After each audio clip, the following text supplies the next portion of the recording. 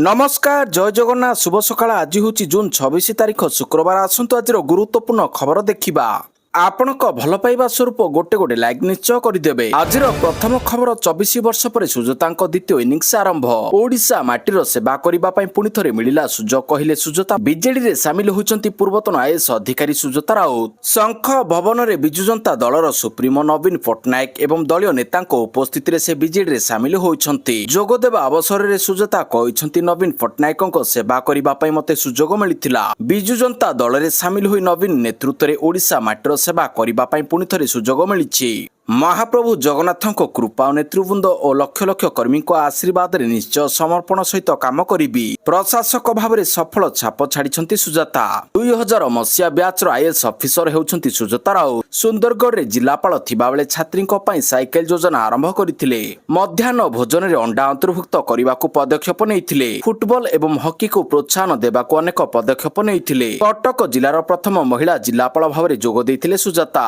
सेहीपरि mission शक्ति विभाग सचिव भाव महिला सशक्तिकरण दिगरे अनेक काम करिसेंती 70 लाख अधिक महिला एसएचजी माध्यम स्वावलंबी करने सुजाता बड़ पदक्षेप सुजाता समय एसएचजी ग्रुप ऋण संजोग 500 कोटी 15,000 कोटी को वृद्धि पाइथिला परवर्ती खबर एणिकी विवाह निमंत्रण कार्ड रे बर कन्या जन्म तारीख रहिबा बाध्यतामूलक एणिकी विवाह कार्ड रे रहिबो जन्म तारीख महाराष्ट्र सरकार बड़ निष्पत्ति नैछंती बाल्य विवाहर कुप्रथा को संपूर्ण भाव में समाप्त करबा पई महाराष्ट्र रे एक अनन्य एवं कठोर आईन कार्यकारी हेबाकु जाउछि राज्य सरकार एबे विवाह निमंत्रण कार्ड रे बर एवं कन्या उभयक जन्म तारीख अंतर्भुक्त करने को बाध्यतामूलक करने को योजना करुछंती महाराष्ट्र महिला एवं शिशु विकास मंत्री अदित तत्कर विधानसभा एक प्रश्नर उत्तर में यह सूचना प्रदान करिसेंती से कहिसेंती जे सरकार ए नियम उपरे गंभीरतार सह विचार करुछंती एवं यार प्राथमिक उद्देश्य होछि राज्य रे बाल्य विवाह को दूर करिबा परवर्ती खबर निशा निवारण केन्द्र तथ्य मागिले सरकार राज्य रे निशा निवारण केन्द्र गुड़िक अंतवासी संदेहजनक मृत्यु एवं अन्य कार्यकलाप नहीं बढ़ुतिबा चिंता मध्य राज्य सरकार कड़ा पदक्षेप नहीं सामाजिक सुरक्षा एवं भिन्नक्षम सशक्तिकरण विभाग समस्त जिलार सामाजिक सुरक्षा अधिकारी जिले में कार्यक्षम समस्त निशा निवारण केन्द्र सविशेष तथ्य 7 दिन मध्य दाखल करने को निर्देश देछि परवर्ती खबर पुरी रे निर्माण हेबो 1000 आसन विशिष्ट अत्याधुनिक बहुमुखी सम्मिलनी केन्द्र श्रीक्षेत्र पुरी रे 1000 आसन विशिष्ट एक अत्याधुनिक बहुमुखी सम्मिलनी केन्द्र निर्माण करा जिवो एहा द्वारा पुरी को सम्मिलनी सांस्कृतिक कार्यक्रम प्रदर्शनी एवं बृहत जन समावेश पई एक प्रमुख स्थल भाव में गढ़ी तोलिबा लक्ष्य रे एई भित्तिभूमि सहायक हेबो राज्य गृह निर्माण और नगरोन्नयन विभाग पक्षरु विकसित ओडिशा पई जन भागीदारी सशक्ति नागरिक समावेशी सहर स्थायी सहरांचल भविष्यत आभिमुख्य आयोजित राज्यस्तरीय सहरांचल जनसंपर्क कार्यक्रम अवसर में मंत्री डॉक्टर कृष्णचंद्र महापात्र यही घोषणा करिसेंती मंत्री कहिसेंती प्रकल्पर शीघ्र रूपायन पई आवश्यक प्रशासनिक प्रक्रिया एवं प्राथमिक प्रस्तुति कार्य को प्राथमिकता भित्तिरे आरंभ करने को मंत्री पुरी महानगर निगम कमिशनर को निर्देश देइछंती परवर्ती खबर शिशु बाटिकार तृतीय श्रेणी पर्यंत बंटन हब स्कूल बैग नुआ शिक्षा वर्ष रे सरकारी स्कूल छोट छोट पिलांकु नुआ स्कूल बैग जोगाई देबाकु प्रस्तुति जोरदार होइछि शिशु बाटिका प्रथम द्वितीय तृतीय श्रेणी रे पढुथिबा पिला माने सुविधा पाइबे Odisha industrial infrastructure development corporation block स्तर रे ए स्कूल बैग जोगाई देबो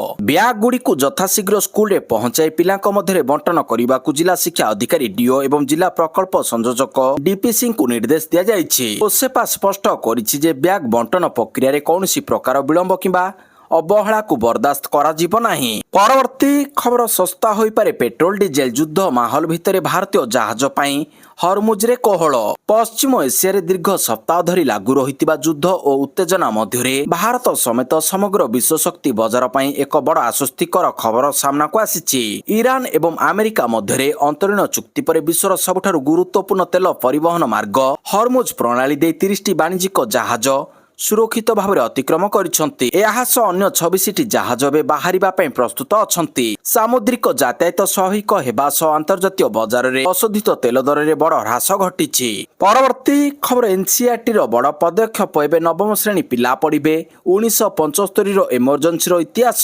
गणतंत्र पई चैलेंज शीर्षक अध्याय अधीन रे जरूरीकालीन विषय जोड़ा जाइछि एनसीईआरटी अनुसार प्रथम थर पई छात्र छात्री माने नवम श्रेणी स्तर रे जरूरीकालीन परिस्थितिर इतिहास विषय रे विस्तृत भाव में पढ़िबे। यार लक्ष्य हेउची छात्र छात्री मानक भारतीय गणतंत्र चैलेंज ଶକ୍ତି ଏବଂ ବିକାଶକୁ ବୁଝିବାରେ ସାହାଯ୍ୟ କରିବା। ଏହି ବିଷୟକୁ understanding society India and beyond ଶୀର୍ଷକର ଏକ ନୂଆ ପୁସ୍ତକରେ ଅନ୍ତର୍ଭୁକ୍ତ କରାଯାଇଛି। ପରବର୍ତ୍ତୀ ଖବର, ପାସପୋର୍ଟ ନାଗରିକତ୍ୱର ପ୍ରମାଣପତ୍ର ନୁହେଁ, ବିଦେଶ ଯାତ୍ରା ପାଇଁ ଏକ ଦସ୍ତାବିଜ। ପାସପୋର୍ଟ ଯାତ୍ରା ପାଇଁ ଏକ ଦସ୍ତାବିଜ, ନାଗରିକତ୍ୱର ପ୍ରମାଣ ନୁହେଁ। ବୈଦେଶିକ ବ୍ୟାପାର ମନ୍ତ୍ରାଳୟର ଜଣେ ବରିଷ୍ଠ ଅଧିକାରୀ କହିଛନ୍ତି ଯେ ପାସପୋର୍ଟ ହେଉଛି ମୁଖ୍ୟତଃ ବିଦେଶ ଯାତ୍ରା ପାଇଁ ଏକ ଦସ୍ତାବିଜ, ଏହା ନାଗରିକତ୍ୱର ପ୍ରମାଣପତ୍ର ନୁହେଁ। 14ତମ ପାସପୋର୍ଟ ସେବା ଦିବସ ଉପଲକ୍ଷେ ଏକ କାର୍ଯ୍ୟକ୍ରମରେ କୁହାଯାଇଛି, ପାସପୋର୍ଟ କେବଳ ଭାରତୀୟ ନାଗରିକଙ୍କୁ ଦିଆଯାଏ। ଜନ୍ମ ପ୍ରମାଣପତ୍ର ଆଦି ଦସ୍ତାବିଜ ଯାଞ୍ଚ କରି ସରକାର ଏହା ଜାରି କରିଛନ୍ତି। ପରବର୍ତ୍ତୀ ଖବର, ରାଜ୍ୟ ଚଳଚ୍ଚିତ୍ର ପୁରସ୍କାର ଘୋଷଣା। 2024 ପାଇଁ ଆଶ୍ରମ, 2023 ପାଇଁ ପୁଷ୍କରା, ମାଇ ସିଟ୍ ହାଉସୱାଇଫ୍ ଶ୍ରେଷ୍ଠ ଫିଲ୍ମ, ହରିହର ବାବୁସାନ ଶ୍ରେଷ୍ଠ ଅଭିନେତା। 2023 ଓ 2024 ପାଇଁ ଘୋଷଣା ହେଲା ରାଜ୍ୟ ଚଳଚ୍ଚିତ୍ର ପୁରସ୍କାର। 35 ଓ 36ତମ ରାଜ୍ୟ ଚଳଚ୍ଚିତ୍ର ପୁରସ୍କାର ଘୋଷଣା ହୋଇଛି। ଉଭୟ ବର୍ଷ ପାଇଁ 32ଟି ଲେଖାଏଁ ବିଭାଗର ପୁରସ୍କାର ଘୋଷଣା କରାଯାଇଛି। ପୁରସ୍କୃତ ହେବାକୁ ଯାଉଥିବା କଳାକାର 7 ଜଣ ଜୁରିଙ୍କ ଦ୍ୱାରା ମନୋନୟନ ହୋଇଛନ୍ତି। ଏନେଇ ସୂର୍ଯ୍ୟବଂଶୀ ସୁରଜ ଘୋଷଣା କରିଛନ୍ତି। ପରବର୍ତ୍ତୀ ଖବର, ଉପମୁଖ୍ୟମନ୍ତ୍ରୀ ପ୍ରଭାତୀ ପରିଡ଼ାଙ୍କ ମାଷ୍ଟର ପ୍ଲାନ। 2036 ସୁଦ୍ଧା ଓଡ଼ିଶା ଅର୍ଥନୀତି ବଦଳାଇବାକୁ ପ୍ରସ୍ତୁତ ହେଲା ନୂଆ ବ୍ଲୁ ପ୍ରିଣ୍ଟ। ଓଡ଼ିଶାର ଅର୍ଥନୈତିକ ବିକାଶ ଏବଂ ମହିଳା ସଶକ୍ତିକରଣ କ୍ଷେତ୍ରରେ ରାଜ୍ୟ ସରକାର ଆଉ ଏକ ବଡ଼ ପଦକ୍ଷେପ ଗ୍ରହଣ କରିଛନ୍ତି। ବୁଧବାର ସ୍ଥାନୀୟ ମିଶନ ଶକ୍ତି ଭବନଠାରେ ଆୟୋଜିତ ରାଜ୍ୟସ୍ତରୀୟ ସୁଭଦ୍ରା ଶକ୍ତି ଭିଜନ ସମ୍ମିଳନୀ ଅବସରରେ ଉପମୁଖ୍ୟମନ୍ତ୍ରୀ ପ୍ରଭାତୀ ପରିଡ଼ା ମହିଳା ସ୍ୱୟଂ ସହାୟକ ଗୋଷ୍ଠୀ ପାଇଁ ବଡ଼ ପ୍ୟାକେଜ ଜାରି କରିଛନ୍ତି। ରାଜ୍ୟର ମୋଟ 2,88,198ଟି ମହିଳା ଗୋଷ୍ଠୀଙ୍କ ବ୍ୟାଙ୍କ ଋଣ ବାବଦକୁ ସରକାର 147.16 କୋଟି ଟଙ୍କା ସୁଧ ରିହାତି ସହାୟତା ରାଶି ସିଧାସଳଖ ପ୍ରଦାନ କରିଛନ୍ତି। ମହିଳା ଓ ଶିଶୁ ବିକାଶ ମିଶନ ଶକ୍ତି ବିଭାଗର ଦାୟିତ୍ୱରେ ଥିବା ଉପମୁଖ୍ୟମନ୍ତ୍ରୀ ଏହି ଅବସରରେ ଏକ ବଡ଼ ସଫଳତାର ସୂଚନା ଦେଇଛନ୍ତି। ପରବର୍ତ୍ତୀ ଖବର, ସ୍କୁଲ ବହିରେ ତ୍ରୁଟି ପ୍ରସଙ୍ଗ ସରିଲା ତଦନ୍ତ। ପାଠ୍ୟ ପୁସ୍ତକରେ ତ୍ରୁଟି ଘଟଣାରେ ଏସିଆଟି କାର୍ଯ୍ୟାଳୟରେ ମୁଖ୍ୟମନ୍ତ୍ରୀଙ୍କ ଦ୍ୱାରା ଗଠିତ ତଦନ୍ତ କମିଟିର ତନାଘନା ସରିଛି। ପିଲାଙ୍କ ପାଠପଢ଼ା ବହିରେ ମାଳମାଳ ତ୍ରୁଟି ଘଟଣାରେ ତଦନ୍ତ ପାଇଁ ଉନ୍ନୟନ କମିଶନର ରଞ୍ଜନ କୁମାର ସିଂଙ୍କ ନେତୃତ୍ୱରେ ଗଠିତ 3 ଜଣିଆ କମିଟିର ଅବଧି ସରିଛି। 7 ଦିନ ଧରି ତନାଘନା କରିବା ପରେ ପୁସ୍ତକ ପ୍ରସ୍ତୁତିରେ କାହାର ଭୂମିକା କ'ଣ ରହିଥିଲା, କିଏ ଉତ୍ତରଦାୟୀ କମିଟି ତାହା ଅନୁଧ୍ୟାନ କରିଛି। ପରବର୍ତ୍ତୀ ଖବର, ଭେନେଜୁଏଲାରେ ଶକ୍ତିଶାଳୀ ଭୂମିକମ୍ପକୁ ନେଇ ଦୁଃଖ ପ୍ରକାଶ କଲେ ମୋଦି, ବଢାଇଲେ ସହାୟତାର ହାତ। ଭେନେଜୁଏଲାରେ ଆସିଥିବା 2ଟି ଶକ୍ତିଶାଳୀ ଭୂମିକମ୍ପ ଝଟକାରେ ସବୁକିଛି ଛାରଖାର ହୋଇଛି। ରାଜଧାନୀ କାରାକାସ ସମେତ ଅନେକ ସହରରେ ବଡ଼ ବଡ଼ ବିଲ୍ଡିଂ ଧ୍ୱଂସ ହୋଇଯାଇଛି। ପ୍ରଧାନମନ୍ତ୍ରୀ ନରେନ୍ଦ୍ର ମୋଦି ଭେନେଜୁଏଲାରେ ଆସିଥିବା ଭୂକମ୍ପ ଯୋଗୁଁ ଦୁଃଖ ପ୍ରକାଶ କରିଛନ୍ତି। ଭେନେଜୁଏଲାର ସହାୟତା ପାଇଁ ଭାରତ ଯଥାସମ୍ଭବ ସହାୟତା କରିବା ପାଇଁ ପ୍ରସ୍ତୁତ ରହିଛି। ପ୍ରଧାନମନ୍ତ୍ରୀ ନରେନ୍ଦ୍ର ମୋଦି ସୋସିଆଲ ମିଡିଆରେ ପୋଷ୍ଟ କରି ଗଭୀର ଦୁଃଖ ପ୍ରକାଶ କରିଛନ୍ତି। ପରବର୍ତ୍ତୀ ଖବର, 28 ଯାଏଁ ଦକ୍ଷିଣରେ ବର୍ଷା। ଜୁନ 28 ପର୍ଯ୍ୟନ୍ତ ଦକ୍ଷିଣ ଓଡ଼ିଶାର ବିଭିନ୍ନ ଅଞ୍ଚଳରେ ପ୍ରବଳ ବର୍ଷା ସମ୍ଭାବନା ରହିଛି।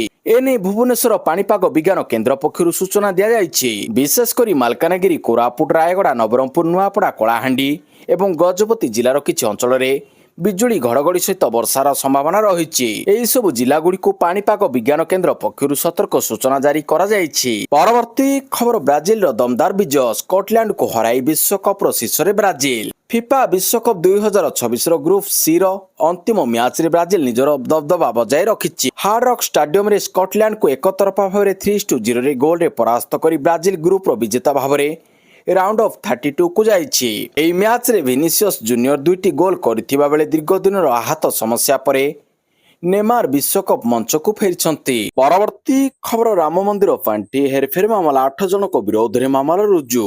ରାମ ମନ୍ଦିର ପାଣ୍ଠି ହେରଫେର ମାମଲାର ତଦନ୍ତ କରୁଥିବା ଏସ୍ଆଇଟି ସ୍ୱତନ୍ତ୍ର ତଦନ୍ତକାରୀ ଟିମ୍ ମୁଖ୍ୟମନ୍ତ୍ରୀ ଯୋଗୀ ଆଦିତ୍ୟନାଥଙ୍କ ନେତୃତ୍ୱାଧୀନ ଉତ୍ତରପ୍ରଦେଶ ସରକାର ନିକଟରେ ଏହାର ପ୍ରାଥମିକ ରିପୋର୍ଟ ଦାଖଲ କରିବାର 2 ଦିନ ପରେ ଏହି ମାମଲାରେ ମୁଖ୍ୟ ଅଭିଯୁକ୍ତ ଟିନୁ ଯାଦବ ଏବଂ ଅନୁକୂଳ୍ପ ମିଶ୍ରଙ୍କ ସମେତ ମୋଟ 8 ଜଣଙ୍କ ବିରୋଧରେ ଏତଲା ରୁଜୁ ହୋଇଛି। ଏସ୍ଆଇଟି କରିଥିବା ସୁପାରିଶ ଆଧାରରେ ଉକ୍ତ ମାମଲାରେ କାର୍ଯ୍ୟାନୁଷ୍ଠାନ ଗ୍ରହଣ ହୋଇଛି। ଶ୍ରୀରାମ ଜନ୍ମଭୂମି ତୀର୍ଥକ୍ଷେତ୍ର ଟ୍ରଷ୍ଟ ସଦସ୍ୟ ଶ୍ରୀ କୃଷ୍ଣ ମୋହନ ପ୍ରଥମେ ଏହି ମାମଲାର ଅଭିଯୋଗ କରିଥିଲେ। ଘଟଣାର ତଦନ୍ତ ପାଇଁ ଉତ୍ତରପ୍ରଦେଶ ସରକାର 3 ଜଣିଆ ସଦସ୍ୟ ବିଶିଷ୍ଟ ଏକ ଏସ୍ଆଇଟି ଗଠନ କରିଥିଲେ।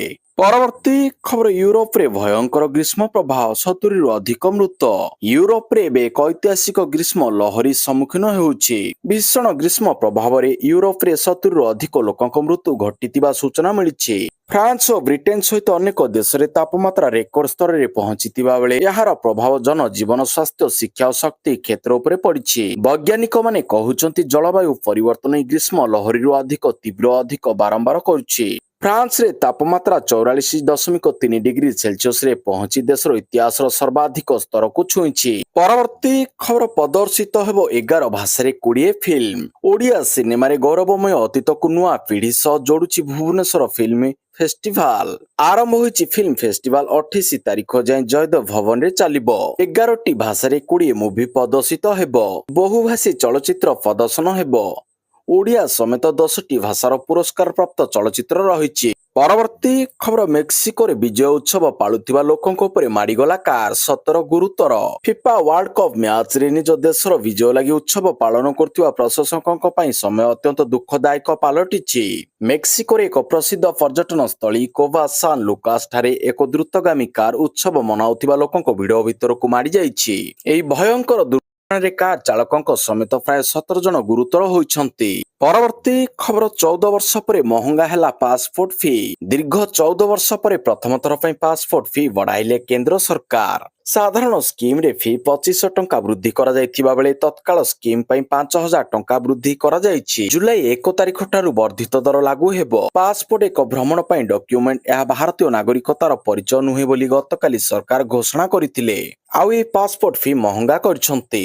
ନୂଆ ରେଟ୍ ଅନୁଯାୟୀ ନର୍ମାଲ ସ୍କିମରେ 18 ବର୍ଷରୁ ତଦୁର୍ଦ୍ଧ୍ୱ ଆବେଦନକାରୀଙ୍କ ପାଇଁ ଏକ ନୂଆ 36 ପୃଷ୍ଠା ସମ୍ବଳିତ ପାସପୋର୍ଟ କିମ୍ବା ପୁନଃ ଆବେଦନ ପାସପୋର୍ଟକୁ 2500 ଟଙ୍କାକୁ ବଢାଇ ଦିଆଯାଇଛି।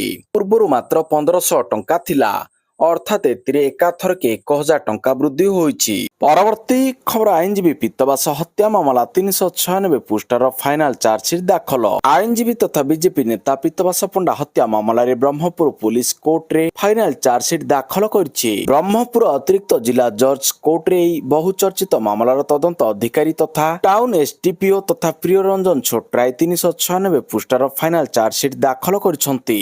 ଏପଟେ ଏହି ମାମଲାର ଏକାଧିକ ଅଭିଯୁକ୍ତ ଦାଖଲ କରିଥିବା ଡିସଚାର୍ଜ ପିଟିସନର ଶୁଣାଣି ଆସନ୍ତା ଜୁଲାଇ 4 ତାରିଖରେ ହେବ ବୋଲି କୁହାଯାଉଛି। ପରବର୍ତ୍ତୀ ଖବର ବାଣିଜ୍ୟିକ ଏଲପିଜି ଯୋଗାଣ କଟକଣା ହଟିଲା। ମଧ୍ୟପ୍ରାଚ୍ୟ ଯୁଦ୍ଧ ପରେ ଦେଶରେ ବାଣିଜ୍ୟିକ ଏଲପିଜି ଯୋଗାଣ ଉପରେ ଲଗାଯାଇଥିବା କଟକଣାକୁ ପେଟ୍ରୋଲିୟମ ମନ୍ତ୍ରାଳୟ ହଟାଇ ଦେଇଛି। ବିଭିନ୍ନ ରାଜ୍ୟ ଓ କେନ୍ଦ୍ରଶାସିତ ଅଞ୍ଚଳର ମୁଖ୍ୟ ସଚିବମାନଙ୍କୁ ଏହି ସମ୍ପର୍କରେ ଅବଗତ କରାଯାଇଛି। ବିଭିନ୍ନ କ୍ଷେତ୍ର ପାଇଁ ଅଣଘରୋଇ ପ୍ୟାକ୍ସ ଏଲପିଜି ଯୋଗାଣ ଉପରେ ଲଗାଯାଇଥିବା କଟକଣାକୁ ପ୍ରତ୍ୟାହାର କରାଯାଇ ଯୁଦ୍ଧ ପୂର୍ବ ସ୍ଥିତିକୁ କାର୍ଯ୍ୟକାରୀ କରିବା ପାଇଁ କୁହାଯାଇଛି। ଏଥିସହିତ ଯୁଦ୍ଧ ପୂର୍ବରୁ ବଲ୍କ ଏଲପିଜି ଯୋଗାଣ ସ୍ତର ଯାହା ଥିଲା ତାହାର 50% ପୁନଃ ସ୍ଥାପିତ କରାଯାଇଛି। କେନ୍ଦ୍ର ସରକାରଙ୍କ ଏହି ନିଷ୍ପତ୍ତି ଫଳରେ ବାଣିଜ୍ୟିକ ସଂସ୍ଥା ଓ ଶିଳ୍ପ ପ୍ରତିଷ୍ଠାନଗୁଡ଼ିକୁ ଅନେକ ପରିମାଣରେ ଆଶ୍ୱସ୍ତି ମିଳିଛି। ଏଲପିଜି ଯୋଗାଣ ସ୍ଥିତିରେ ଉନ୍ନତି ଆସିବା ପରେ ସରକାର ଏଭଳି ପଦକ୍ଷେପ ନେଇଛନ୍ତି। ପରବର୍ତ୍ତୀ ଖବର ଚାଷ ଋତୁରେ 60 ଦିନ ବନ୍ଦ ରହିବ ଭିବିଜି ରାମଜି କାମ, ସରକାରଙ୍କ ବିଜ୍ଞପ୍ତି ଜାରି। ରାଜ୍ୟରେ ଚାଷ କାର୍ଯ୍ୟରେ ଶ୍ରମିକ ଅଭାବ ଦୂର କରିବା ଏବଂ କୃଷି କାର୍ଯ୍ୟକୁ ପ୍ରାଥମିକତା ଦେବା ଲକ୍ଷ୍ୟରେ ବିକଶିତ ଭାରତ ଗ୍ୟାରେଣ୍ଟି ଫର ରୋଜଗାର ଏବଂ ଆଜୀବିକା ମିଶନ ଗ୍ରାମୀଣ ଆଇନ 2025 ଭିବିଜି ରାମଜି ଅନୁଯାୟୀ ଚାଷର ବ୍ୟସ୍ତ ସମୟରେ କାର୍ଯ୍ୟ ଉପରେ 60 ଦିନର କଟକଣା ଲାଗୁ କରିଛନ୍ତି ରାଜ୍ୟ ସରକାର। ଏନେଇ ପଞ୍ଚାୟତରାଜ ଓ ପାନୀୟ ଜଳ ବିଭାଗ ପକ୍ଷରୁ ବିଜ୍ଞପ୍ତି ଜାରି କରାଯାଇଛି। ବିଜ୍ଞପ୍ତି ଅନୁଯାୟୀ ଜିଲ୍ଲା ଓ ବ୍ଲକ ଭିତ୍ତିକ ଚାଷର ସର୍ବାଧିକ ବ୍ୟସ୍ତ ସମୟକୁ ଚିହ୍ନଟ କରି ସେହି ଅବଧିରେ ଭିବିଜି ରାମଜି ଅଧୀନରେ କୌଣସି ନୂତନ କାମ ଆରମ୍ଭ କିମ୍ବା ଚାଲୁଥିବା କାମ କରାଯିବ ନାହିଁ। ଏହି ସମୟରେ ଗ୍ରାମାଞ୍ଚଳର ଶ୍ରମିକମାନେ କୃଷି କାର୍ଯ୍ୟରେ ନିୟୋଜିତ ହୋଇପାରିବେ ବୋଲି ସରକାର ଆଶା କରିଛନ୍ତି।